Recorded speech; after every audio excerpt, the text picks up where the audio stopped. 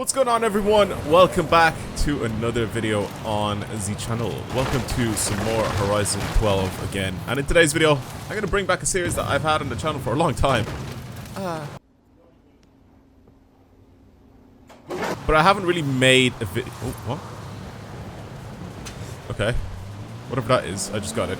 Anyway, so yeah, I haven't actually, done this video or one of these videos in a long time. So what I wanted to do is obviously bring it back. I had someone actually commented it in one of my previous videos, and I was like, that's a good idea. Where did all these videos go on this series? So welcome to a Wheelspin and drift build video. What that is basically what I do is I go into the wheel spins, I spin them. Whatever car I get, I have to use, and then the budget is also determined by the wheel spins. If I get another car and I, go to sell it, then obviously the amount of money that goes from selling that car, I will end up using to build the first car that I've gotten. And if I get cash, I get cash. I just use the money to build the car that I've gotten. So that's pretty much what we're doing in today's video. I'm gonna do, let's do the super wheel spin. I only have one of these. It should be interesting. Let's see what car I get. If I get multiple cars, then it'll be the car that's furthest to the left. That is not bad.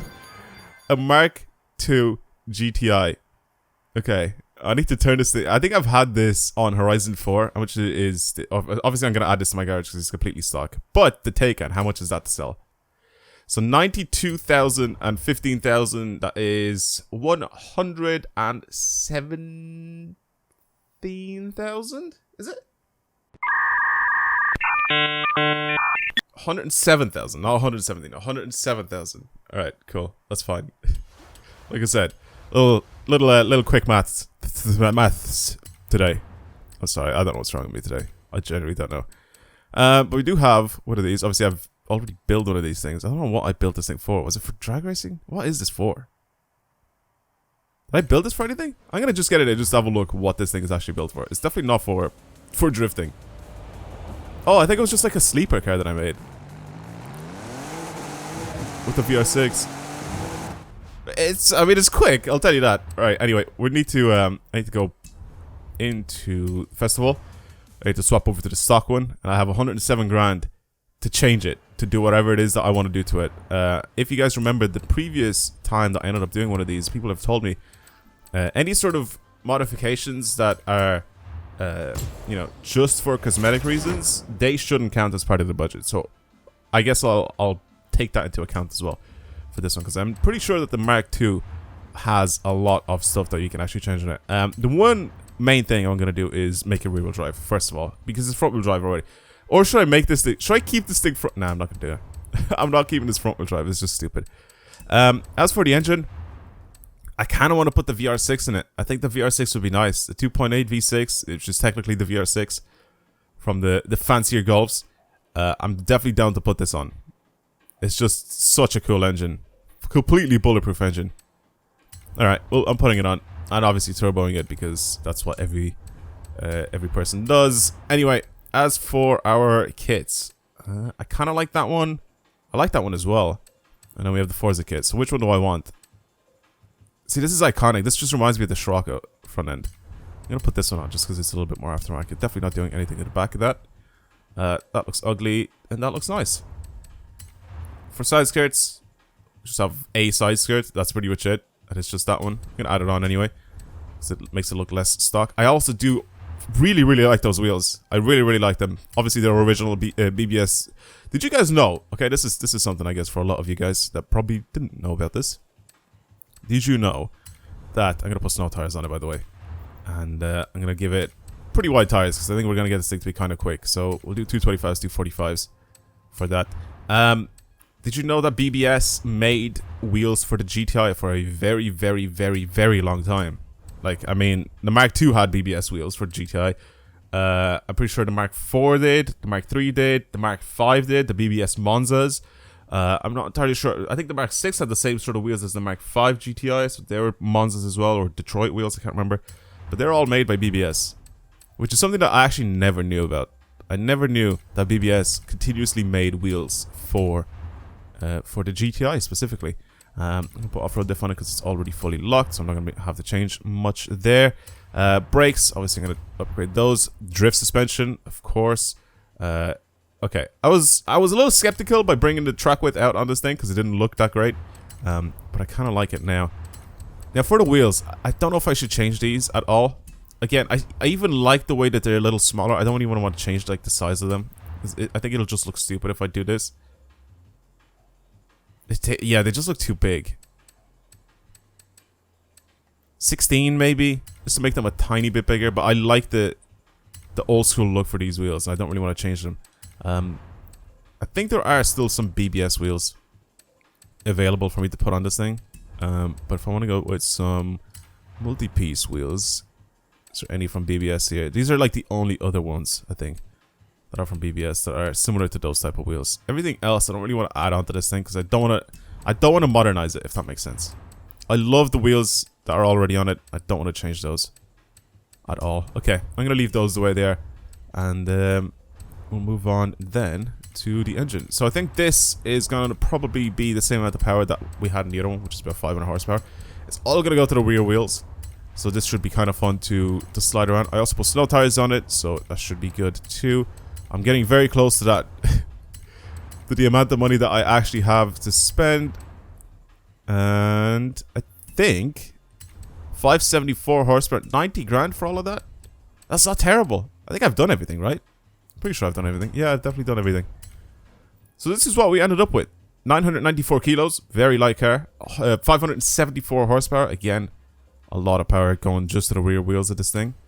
And it's now A-class. So it should be a good car to drive. It's also only a 6-speed. I didn't want to make it like anything ridiculous when it comes to that. We'll see what it's like. I don't know what the gear ratios are like there. I'm pretty sure this is what someone actually ended up sending me a tune. Pretty sure this is exactly what their tune did with their with their setup. I don't think they changed it because I remember like 5th and 6th year or whatever it was it's like literally the same gear, which was really, really funny. Yeah, I'm gonna leave everything the way it is. I'm not gonna change anything there. I just want to fix that gear. Now if I go into paints, there has to be some sort of a paint here. Oh, actually, I have an idea. I have an idea. This is probably my favorite color on the Mark II. I'm pretty sure I did the same sort of thing back on Horizon 4 when I ended up building one of these things. It was very, very similar to this build, but I definitely love that color. And red just everywhere just stands out. The wheels, I kind of want to go ahead and paint them different colors here. So the center cap, I kind of want to paint it like... See, I don't know if I want to paint it grey or gold. Definitely not fully gold. Maybe like a bronze-ish gold or something like that. I'll have to do a specific color for that. Because if I paint it fully gold, it's going to look a little ugly. Yeah, I don't really know if I want to paint it like fully chrome gold. I kind of want to paint the thing sort of like a greyish color. And then the lip around it is going to be like a steel color. Okay, so that's more on the inside. If I go to recents, it'll be the same color as that. And then the inner barrel is also going to be the same color as that. And then now the outer lip, which is that, I'm going to paint that either chrome or a brushed sort of steel. Actually, do I want it brushed? Nah. See, polish is so much nicer. I think chrome is a bit too reflective. It's nice, but it's a bit too reflective. I think aluminium polish is just the nicest one. Yeah, I'm definitely going to put this on. And that's pretty much it. The red brake calipers are fine because they match with the GTI bits everywhere. I'm not even going to tint the windows because I like the windows just the way they are. I think we're done, I guess, with the exterior of this thing and just all the mods. I like it. I do really like it. I usually don't really like dark wheels, but if they contrast the paint well, I kind of don't mind. But I don't really like dark wheels because they sort of hide a lot of the detail, but this looks nice.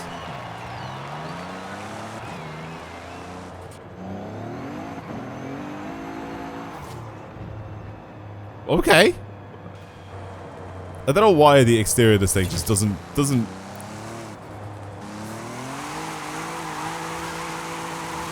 do this engine justice at all. I think the engine sound for the VR6 just doesn't sound great in this. It sounds so much better in real life. From the interior though.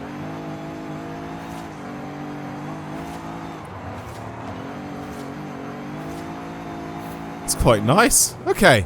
Well, it's very, very spicy, I guess. It definitely wants to go sideways a lot. It's a very quick car.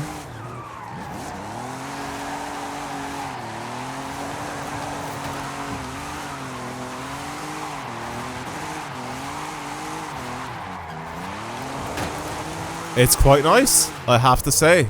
It's quite nice so far. Alright, let's bring it down the hill and see how many sort of points we can get with this thing. I'm not going to bring it all the way down the hill. But I think what I'm going to do, actually, is obviously I have to change a bit of my suspension settings and gears and all that sort of stuff. So I'll be right back. And I'll go down the hill and get points after I do all of that. I want to sort of perfect everything, especially when it comes to camber and all that. If I need to add any more camber or toe or anything like that, what exactly I need to change in it to get this thing to ride better. So I'll be back in a sec. Okay, well, it's not terrible. It seems good enough. Let's see what it's like. Again, not a lot of power with this thing, but it should still be good enough to control.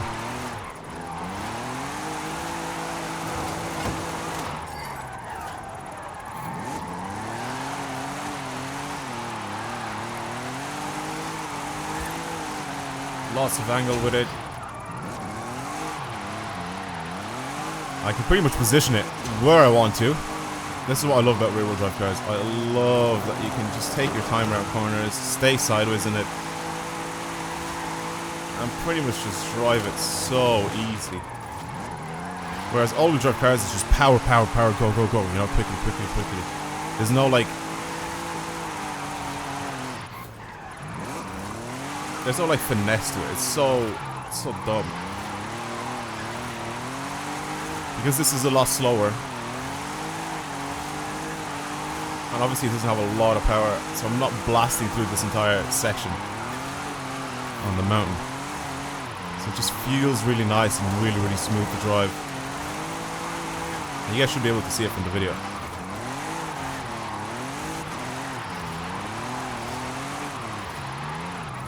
I really like the control I have over this car. It's really, really good.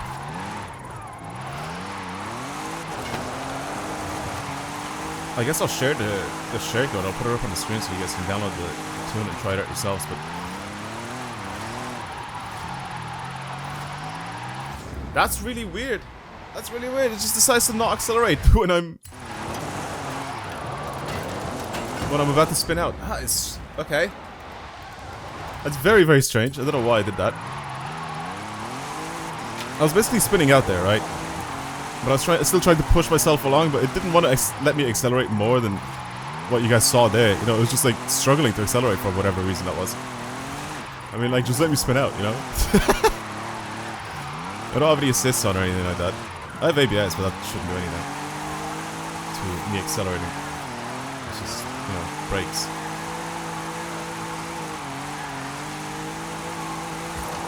But it's nice. I can hold really, really long lines with this thing. It's a great little car. I love when cars aren't like 1,000+ horsepower cars all the time, you know? I love driving stuff like this. It's a lot of fun.